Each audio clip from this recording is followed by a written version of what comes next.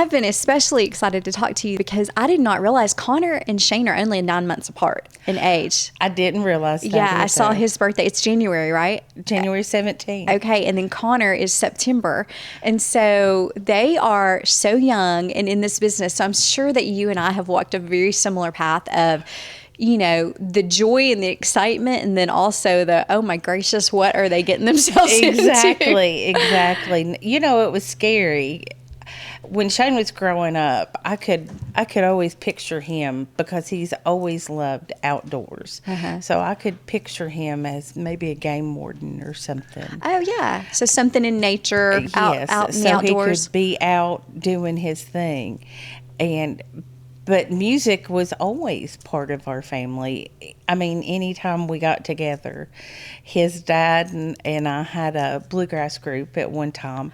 When I was growing up, I used to sing with my dad at church. So it was just part of his upbringing. Yeah. So you actually played bluegrass, sang bluegrass in a band? I did. Oh, my goodness. I did. And it's his dad. We used to love to go yard sailing because when we moved to Tennessee, we had nobody here. So we were always looking for something to do. Where'd y'all move here from? Kentucky. Oh, okay. And so my husband had been out with one of his buddies, and he called me and he said, I have you something. I said, is it a ring? Is it a bracelet? And he said, no, better. And he came home with this big stand-up bass. And I was like, are you crazy?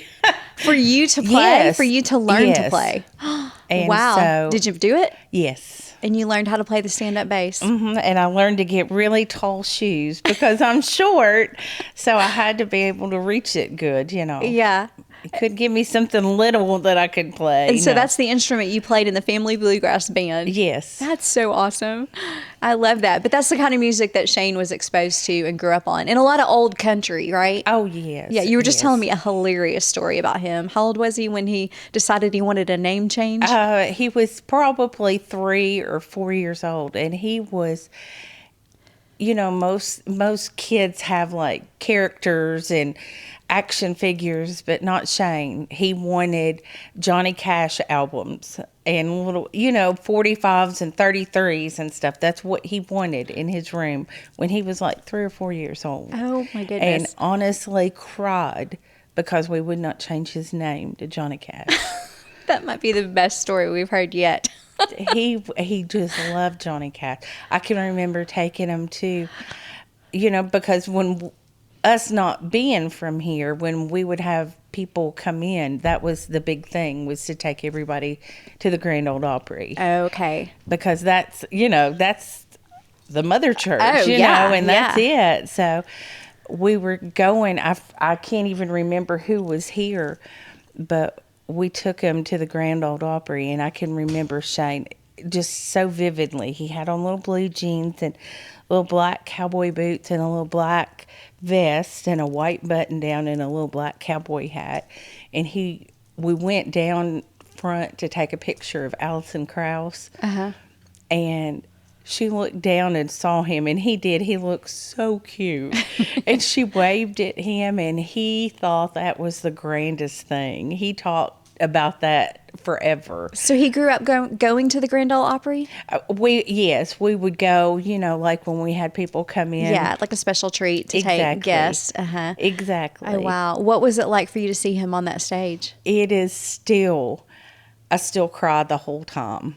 It is unbelievable. It just, such a blessing. And I mean, he's played the Opry now 3 times. And each time, I mean, it's just overwhelming. Yeah. It is such a special experience. Yeah, that's our entire family says it's just a night we'll never forget. Seeing your boys step into that circle. Yeah, I do. I've been out in the crowd, you know, watching from there. Now, our daughter, the last time he played, the song that Good Luck in God. She had forgotten to take the baby's headphones. Oh. So Shane said, just come up here and stand on the side of the stage. And So I want to do that one time because they say that that's really an experience. Yeah, too. I have found we've played 4 times now. Oh. And that's one of the biggest choices, though. Do you go out in the audience and sit in the church pew and watch? I almost feel like you have to. Or do you stand on the side in the wings? Mm-hmm. And I've only stood on the side in the wings one time. Oh, you have? I did. I chose to do that. He was opening the show, which was interesting. So the curtain is down. And so he was standing in the circle already, because most of the time they would say, and Shane Prophet, and he'd walk out and everybody clap. Well, this particular night he was going to open the show, and so the curtain raises and he's already standing there in the circle. So to be backstage or on the wings on the side and see that curtain rise, I get chills right now talking about it. That was a really cool moment too. Just the love that you feel. I mean, it's nothing for whoever's playing just to come and pop in their room and say, good luck tonight, or just walking around backstage alone. I could go home before the show starts. Shane's like, you've got to quit that, because I am just still, in awe, because these are people that I grew up listening to. And so let's go back to little boy Shane. He's crying because he can't be Johnny Cash, can't be his namesake. He's growing up on all of this music. When did he actually pick up an instrument and learn? And was he kind of self-taught? He actually, when we had the bluegrass group, he wanted to do something, but he was still, fairly small. Mm-hmm. And so my husband was trying to think of something, fairly easy. So he got to where he could play one song on the dobro. Oh, okay.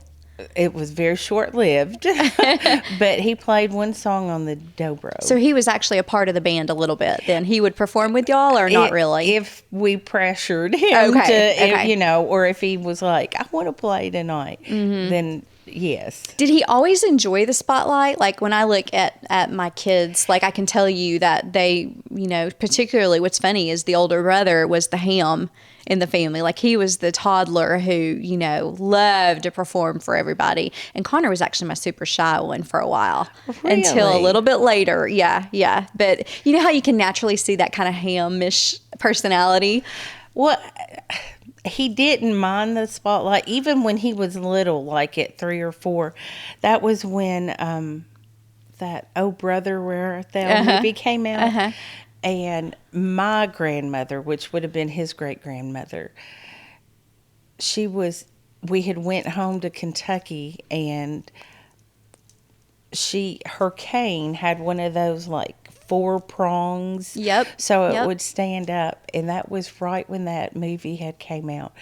And Shane went, and it was perfect, the perfect height for him. And he went over and was singing the Soggy Bottom Boys songs into that. So he made the grandmother's cane a mic stand. Yes. And was performing. And he was little. I'm telling you, he was little. So cute. So he hasn't minded. And then as he grew up and with school and stuff, he was on the trap and skeet team. Okay. So he's been to nationals as far as his shooting. That's when you live in the country.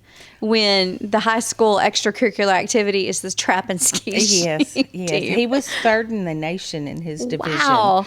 So, as nervous as I get for him, like when he would compete, I would sit there for 8 hours and watch every other kid compete. But then when Shane would get up, I would actually get up and walk away, and just kind of, because if he missed something or something he didn't feel like was right, he would look back at me, and I know he could see disappointment, or not disappointment, just the hurt for him. Yeah. And you weren't disappointed in him, but you knew that he would. Yeah. Disappointed that the shot didn't go like he wanted. Yeah. So how nervous do you get with that same sentiment do you get now when he's in, playing somewhere, maybe there's high stakes, maybe, label people are in the room, or maybe those kind of things? When he played the Ryman, Scott Borchetta and Julian Raymond sat with us. And all I could do was cry from the time he came on stage till the time that he left. Wow. Off the stage. So that was more sentimental. You weren't really nervous for him. You were I was a nervous wreck because we had so many. It seemed like all of Columbia had packed up and came up there for that.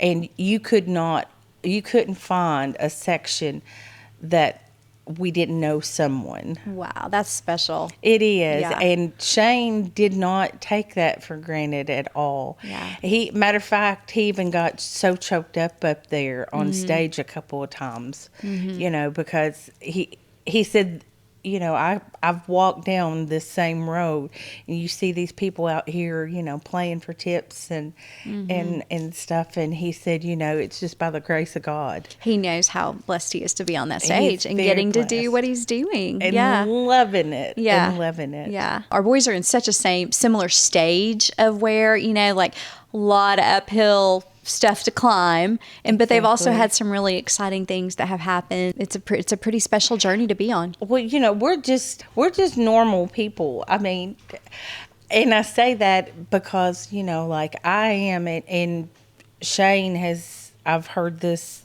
so many times. He said, how blessed he is that he grew up in not just a house, but he grew up in a home, and we have supper around the table, and I'm real picky about that because that's when you get to reconnect with everybody. And if you've had a bad day, I want to hear about your bad day. Yeah. If you've had something good happen, I want to hear about that. So that's family is really when we moved here, we had nobody but each other. Yeah. So you think that definitely played a part then in how close your family is and how well you all communicate with each other. And it kind of makes this journey even more special because you're all getting to enjoy it together. We are. Yeah. What was the phrase you used about his sister? She would fight a running sawmill for him. I love that. She always has been. There was one time somebody was picking on him on the school bus. And she went after him. Oh, wow. She did. And I don't think that little boy will even to this day look Shane's direction or Courtney's direction. She took care of that. Yes, but nobody was going to pick on her little brother. Yeah. But it's funny, when he came out with that Good Luck in God song. And he talks about a sister in that. And I don't think that I have ever watched him perform that song that he hasn't gotten a standing ovation. You could hear a pin drop in that room with that song. And that came, straight from here because it's about his sister. So that's so sweet. He did not grow up writing songs. That came a little bit later. Did it surprise you to learn that all of that was inside of him? Yes. I guess we all have that gift, but we don't know how to bring it out. But, I think that's how Shane gauges what song he's going to put out is how much I cry when he plays it for me. You're the barometer for that. Okay. I guess. He was Sunday. He had gotten a master back on a song that he had been in the studio for last week or the week before. And he started playing it for me. And I was in there, working on supper and stuff. And then I was like, you're going to have to turn that off. I was just sobbing. It was very emotional. Yeah. Oh my goodness. And you've had so many moments like that in this past year or so. I have. He just laughs because I think that's his gauge. if I'm crying, then he thinks he's on the right track. Did I read a story about that his grandfather gave him a guitar and that was kind of the start of more of the I might want to do this for a career? Well, his grandpa did give him a guitar a few years ago, but Shane was older. And my dad was asking Shane, he said, what do you want for Christmas, Shane? And he said, well, Papa, he said, won't you teach me how to play the guitar? And of course, you name an instrument and we've got it at the house. Okay. And so Dad taught him G, C, and D before he left to go back to Kentucky. And so that's where and then from there, Shane was YouTubing, and He was what, maybe a senior in high school or out of high school? He was a senior in high school when he first learned those chords. Okay, exactly. And then for prom, he had been uploading, like videos of me and him, or him in the kitchen, because that's what he would always do. He would come in there and he would be playing something, and I immediately I have that gift because I've always loved music. Like name that tune kind of thing? Exactly. Yes. Okay, which that leads to the now famous Billie Jean Prophet TikTok videos. So y'all had been doing that for a while? We have, and it's funny. I'd be over there cooking and he'd be playing something and I'd just look at him, and he got to the point where I didn't even have to say, that's the wrong chord. He would know when I looked at him that wasn't right. Ah, okay. So it just, but now when he was in middle school, they a friend of his talked him into playing the tuba. Really? So he played the tuba in middle school. In the band in middle school? Yes. I don't know if that was 7th or 8th grade, but when I went to the parent-teacher conference, that they have at the end of every quarter or whatever, his music teacher came up to me and he said, who plays something in your family? And I said, the question is, who doesn't play something in the family? I said, why do you ask? And he said, everybody can read music. He said, but Shane hears it and feels it. He said, I knew somebody had to. And so Shane will kill me for saying it just came too natural to him. It did. It was just like as easy as breathing for him. Okay. Shane will kill you because he doesn't want to be associated as the middle school tuba player. With the tuba in the band. I do have a visual of Shane with the tuba in the band. I have a picture, but not with me. You might have to send it just so we can. If we're going to embarrass him, we might as well go all the way, right? Absolutely. Oh, my goodness. That's amazing. So fast forward a little bit. He's writing songs. He knows his 3 chords. They say all you need is 3 chords in the truth, right? That's exactly right. I've heard that. Yeah. He learned those, and I've seen him sit and put his phone up to his ear to listen. And then I think YouTube University, helped him. And, he was just playing and fooling around, posted it on TikTok or Snapchat or Instagram or something, and it just kept growing and growing and growing. And so by his senior prom, they asked him to come and play a few songs at prom. Oh, wow. It was his later teen years before you really even realized what kind of voice he had inside of him too, right? Absolutely. You didn't know that was hiding in there? No, not at all. But, from the time he started performing, you could tell the crowd just really... And, just started building at Puckett's. Yeah. And everybody was, Shane's going to be at Puckett's. Yeah, starting to look forward to a little bit of name recognition, some of those things on that local track. I have to say, there was one time we were in Florida on the beach, and it was me and Shane, and we're going to go back to the room, and there was 2 girls that kept looking at him. And finally one of them came up and she said, do you sing?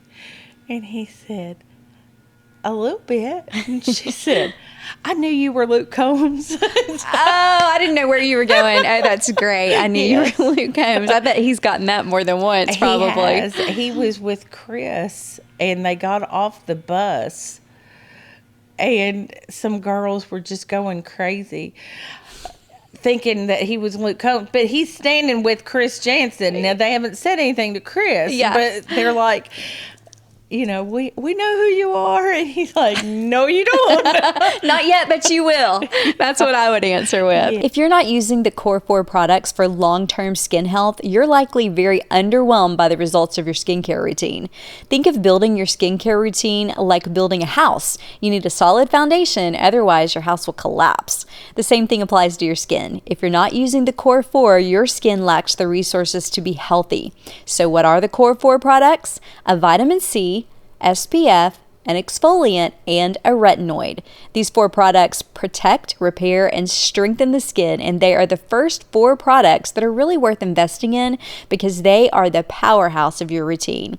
Barefaced makes it easy to get started with these 4 essentials with their Bare Necessities bundle. This bundle can be customized to your skin type when you take the 5-minute skin quiz on barefaced.com. They even break down exactly how to use each product and how to introduce them into your routine. Super simple and effective. Hey, Got It From My Mama listeners, get a discount code. Use MAMA15 to get 15% off your first barefaced purchase. Yes. Oh my goodness. So we've mentioned Chris a couple of times. I am really anxious to hear the story from your version. I'm sure you're the first person that Shane came home and told what had happened that night. I've heard Shane tell the story, but my goodness, what a twist of events. And I want to set it up this way. My understanding is that Shane had only been to 7 country music concerts in his life, and 5 of them were to see Chris Jansen. That is correct. That's amazing. That is. Okay, tell us what happened. Well, he had a gig, and so it was going to be at Puckett's, I think. That one was going to be. Which, if you're listening from anywhere else that is not in Nashville, Puckett's is a little grocery store / venue / restaurant where a lot of people locally, they offer a stage for people to come and play. And They so do. my boy played there, your boy played there, and most people Chris coming played up through the there. ranks. Chris used to play at Puckett's a lot. The one in Leapers Fork. Yes, I remember seeing Chris Jansen there. There's no place in Columbia to get strings for your guitar and stuff. We did have a music store, but it closed years ago. He was going to take this girl. It was a first date, but he needed strings because he had a show coming up. And so he was going to try to be slick and kill 2 birds with 1 stone. So he said, I've got to go get some strings and then we'll go out to eat. He said, be thinking about what you want to eat. So he runs in and he gets the strings and he comes out and he's like, okay, where are we going to eat? And she wanted sushi. Well, now, Shane likes to catch fish, but I don't think he likes to eat raw fish. So he was like, oh, no. But he said that's what she wanted, and it was the first date. So he was like, okay. So he just punched in sushi near me and came up with this place. And as they were walking in, Chris and Kelly and the kids were going in, and Chris held the door for them. And Shane said, I was totally fan stalking from that moment. Forget about the date and the girl. Exactly. My eyes were on Chris Jansen. Exactly. And he said, luckily it was a place that they brought a ticket over to your table and you had to go up and pay. So Shane was like, hurry up and eat, because when they stand up, we're going to stand up and we're going to be there at the same time. And I think there was a malfunction in Shane's plan, because Chris got up to let his son go to the restroom, and Shane was already committed then. He was like halfway across the room, so he just went over and introduced himself and told him that what a fan he was, and that he had been writing a little bit and singing a little bit. And he said, I would love for you to hear, and Kelly, before Chris could say anything, Kelly said, I'm his wife, Kelly. I'm his manager. I'm also a publisher. Is that a receipt you're holding? She said, and I'll put my email down, which, that's unheard of. Yeah, anyway. even that is generous. But she said, and I promise you that we will listen to him. And Shane said, yes, ma'am. He said, that would be great. And he said, Chris whipped around and looked at him and said, what did you say? And Shane said, yes, ma'am. And he said, I like that a lot. He said, pull up a seat. And that was all it took. Wow. If that's not a tribute to how he was raised, Mama. I would like to think so. You worry about when your kids get out. You do all you can and hope and pray. Yeah. But then, when you get out, when you've raised a good one, but those Southern manners might have opened up a door that would not have otherwise. He better have said yes, ma'am. He's still not too big for me to. She's going to smack him. Oh, my goodness. He's been a good kid and always had a good heart. Yeah. So Chris kind of took him under his wing from then? When Shane said they sat there and talked for probably 45 minutes. Wow. And then they got up to leave. Okay, wait, I have a question. The girl on the date with Chris, the girl on the date with Shane, did she even know who Chris was? Was she? She did, okay. Because she sings as well. Oh, okay.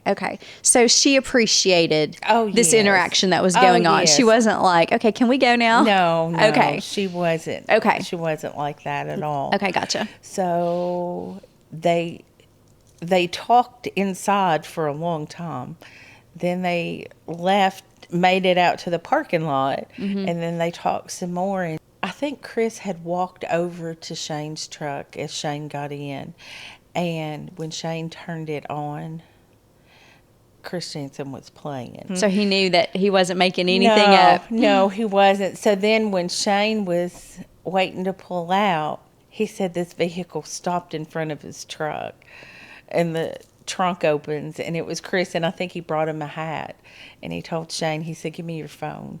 And he put his phone number in. Oh, wow. And I think he had texted Shane, like, before Shane even got home, because you live a little south. Yeah, we live a little south. So that is the coolest story. What do you remember about Shane's excitement telling you the story? To say a kid at Christmas that is such an understatement. He could have ran home, I'm sure, from that moment to where we live, because his eyes were just as big as saucers, and just the excitement. I think from that meeting, I think it was like 2 weeks later that they signed him to a publishing deal. Mm-hmm. Wow. So he did everything you said he would. They listened to the music, they followed up, they kept the relationship going, and then he signed him to a publishing deal. They did. Wow. He had not, it wasn't like so many people's journey is shopping around for a publishing deal and sending out songs to all these different people. Nothing like that had happened. No. Wow. We had no idea. Wow. And, so this is all new. I can remember one night, because anytime Shane would tell, this to anybody around home and stuff, they were like, boy, you sure are lucky you were in the right place at the right time. And I can remember Shane said, he was at the kitchen table crying, and he said, y'all, this is something bigger. This just don't happen. Yeah. And so I appreciate that, he knew this wasn't, you don't fall into this. Yeah. I mean, he really felt like the Lord had ordained those steps for how that fell into place. No doubt. Everything. Wow. Yeah. It's really cool. That's pretty awesome. After the publishing deal, Chris also took a big step and joined with Big Machine Records. He did. And he got presented with a record deal. All this just blows our mind because, we have no musical besides just, if there's one thing that Shane got from his mama, and that is definitely the love for music. Oh, wow. Even on road trips, I tend to get car sick, so I'll end up driving a lot of the time just because that way I don't get sick. And his dad would usually get in the back so he could stretch out and go to sleep. And so Shane and I, on road trips, we had so much fun, and you never knew, because you never knew what we were going to be listening to, because if we didn't like that one, then one of us would hit it. We just sang on our little road trips. We had so much fun. I love it. And so you have kind of become known as this walking jukebox because your son has somewhat made you TikTok famous. That's not, I don't know. No. Oh, it's happened. I just want to be in the background and watch all this. How did this begin? So if you haven't seen it, go on TikTok after you listen to the podcast, and you can look on Shane's TikTok, and we've got the red buzzer button. We have. And we play a little, do y'all call it something? Is it just name that tune? I guess so. Okay. Or whoever can get it the quickest. And you're the queen of the 90s country, right? No doubt. No doubt. But it's right funny because, I mean, and even when Shane was first learning his chords and stuff, and he would come in the kitchen and it was like, no, that isn't That's not right. You knew every note. Yes. Yeah. And so it appears to me that Shane gets a little frustrated because you tend to beat him in this game Just of that. A little. Well, he's the country music star, not me. So he thinks he's supposed to know all this, but I got many years of experience. So you take great pride in this role that you have played. And then he shows you cooking in the kitchen. I mean, you have taught us how to fry some chicken. I love. And see, that's something in the song. He says the world ought to try a piece of Mama's chicken. This is how it ought to it ought to be. Yeah. But it doesn't say fried chicken, but everybody always assumes it's fried chicken. So that's why they made the video of the fried chicken, because everybody assumes it's fried chicken. And it wasn't fried chicken necessarily, or? No. What's your chicken specialty? Shane likes this pink chicken that I make. You marinate your chicken in Catalina dressing. Oh. And it turns it pink. Oh, my goodness. We might need to link the recipe to this episode. Are you willing to share? That's it. Oh, you just put it in Catalina dressing? And let it soak for a few hours and then grill it. And it's pink chicken. Who comes up with kind of the fun TikTok ideas of y'all's social media? It must be Big Machine. You think? It must be, because some of this, it's like, what? You want me to do what? Are you kidding me? But it's so much fun. Like even the videos and stuff, just getting to be in the sidelines and watching them make the videos. Mm-hmm. That's just, I mean, we've never. And then when he was doing the RFD. Oh, the TV show? Yes, with Suzanne. She is so precious. She is so sweet, yes. She's precious. But I was like, Shane, do you need a driver? And he's like, no. And I was kind of disappointed. And he said, do you want to go? I said, I would love to go, because I see, he don't get very much sleep because he's on the road, so much. Mm-hmm. And so that's why I try to, drive him as much as I can. That way he's not on the phone driving. Yeah. And he can sleep if he needs to sleep. Right. So. Yeah. It's just one way that you can support. And there is just something special about the behind the scenes of all of these exciting things that are happening for them. You're like, I just want to be a fly on the wall. Like, absolutely. I just want to watch the photo shoot or the video or whatever it is. Like, I don't have to say a word or anything. Exactly. I just want to see it happen. Well, it's just all new. Yeah, exactly. And I'm loving it. The RFD thing was so much fun. Oh, good. So much fun. Yeah, that's what I heard. They asked you to sit with them up there, and you said no, thank you. I did. I said absolutely not. I don't know. This TikTok famedom, you may have to enjoy stepping into the spotlight a little bit more. No. I just enjoy. Now, Shane joked at the very beginning of this. He said, if I get a bus, I'm getting 2. He said, you're going to have your own bus for the cooking for us. So I said, okay. There you go. Okay, Connor, did you hear that? Shane Prophet is getting his mama a bus. So I'm going to put in my request right now. A bus. He might get me a bus just to stay off of his. I don't know. It's just hard to believe, all of this. It's just. Oh, I'm sure. I bet your whole family is just like, what is happening? Like my 81-year-old dad, bless his heart, in Kentucky, when he goes to the little Dairy Queen or whatever for their little, how the little old men go and have breakfast. Yeah, solve the world's problems around their little table and stuff, and they'll ask him or tell him, I saw where Shane's, number 10 on CMT this week. They're all keeping up with it. Yes, they love it. Sometimes people ask us, where is Shane? We had somebody yesterday that asked, where is Shane today?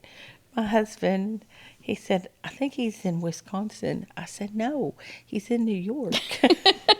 He said, it's hard to keep up. It is. Mm-hmm. It is, because there is times that he might hit 3 different airports in one day. What do you go to? Do you go to things that you can get in the car and drive to? I've had knee surgery, so I have been off work for a little bit. Okay. Which has worked out. The Lord takes care of. So I've actually been off work, and I could attend some stuff. Oh, good. I mean, a lot of times it might be in a brace or something. Yeah, but a little limited, but you can get there. I can do that. And then Shane had a nephew born in February. So congratulations. Yes, I'm a grandmother. Oh. So this is, I'm very blessed that I have been off and I've been able to be a part of some of this stuff. Remind me what Shane was doing before all this music stuff started happening. He was working for the county? He was working for the city of Columbia, and he was cutting grass in the medians of the road. Oh, my goodness. He sure was. And I think right after the Chris Jansen meeting, he and Chris were going to write a song, and he wrote on his lunch break. From his city job. Mm-hmm. Wow. That's pretty awesome. And I think, tell me if this is correct, but I read that he had only been to 4 states, 3 other than Tennessee, until all this started. Oh, yes. And now he's been across the country and back. It was so funny. The media team filmed him his first trip to New York, and they had him try to hail a cab. And they tried to get the country boy in the city shots, right? Oh, they did. And he is exactly what you see. Yeah, that is so him. That's pretty funny. What do you do for work? I work at General Motors. Do you? Okay. I did hair for 30 years. And I have done George Jones' hair. Wait a minute. That's the story. You did George Jones' hair? I did. I was his backup. His hairdresser lived in Alabama. Okay. And she actually worked with Tammy. And I used It took a lot to get somebody else to do Tammy's hair, because Tammy was a hairdresser. So Exactly. And you she can't must ever have been please good. us. Yeah. He used to drive his bus, and I think he might have even been his tour manager at one time. Pee Wee Johnson. Okay, I've heard the name just from the legends of George Jones. Well, and he had a place in Nashville, Pee Wee's place. Okay. And so Pee Wee lived in Columbia, and that's where we live. And I had a beauty shop there.